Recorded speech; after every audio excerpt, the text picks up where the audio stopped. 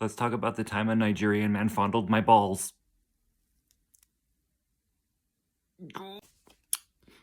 After my wife had our third baby, we decided together that 3 was the magic number and we were done having children. So I decided to get a vasectomy. So I don't know any urologists, so I look in the book and I decide I'm going to go to the Nigerian one because up until SK in Love is Blind 3, I've always thought that Nigerians were the nicest people on the planet. He cheated on Raven. Nobody saw that coming. Like, who did you see that coming? So I go to the consultation appointment and he's sitting at his desk and he says, come over here and drop your pants and I'm going to do a testicular exam. Go over there and I drop my pants and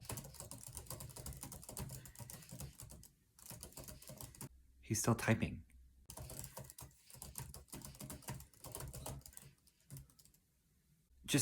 I'm naked and he's still typing.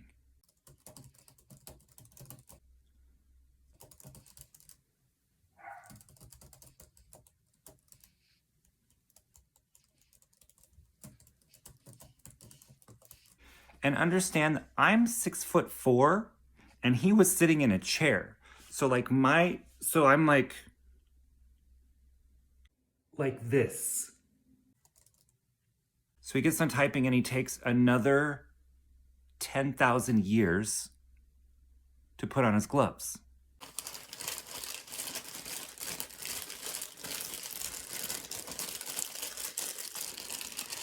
Grab my balls.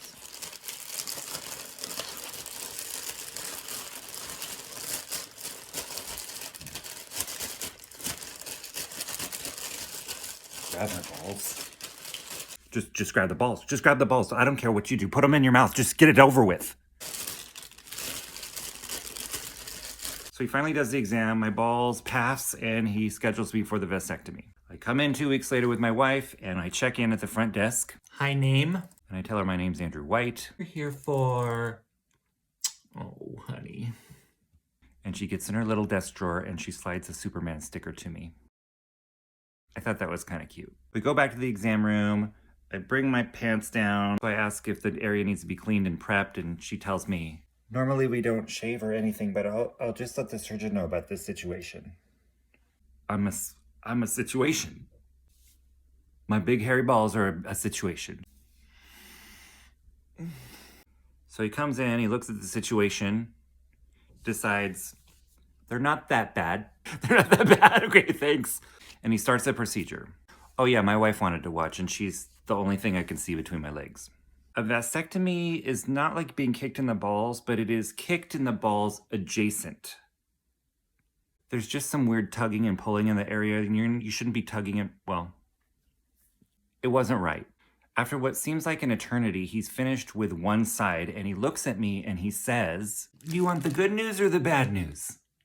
Oh, it's joke time.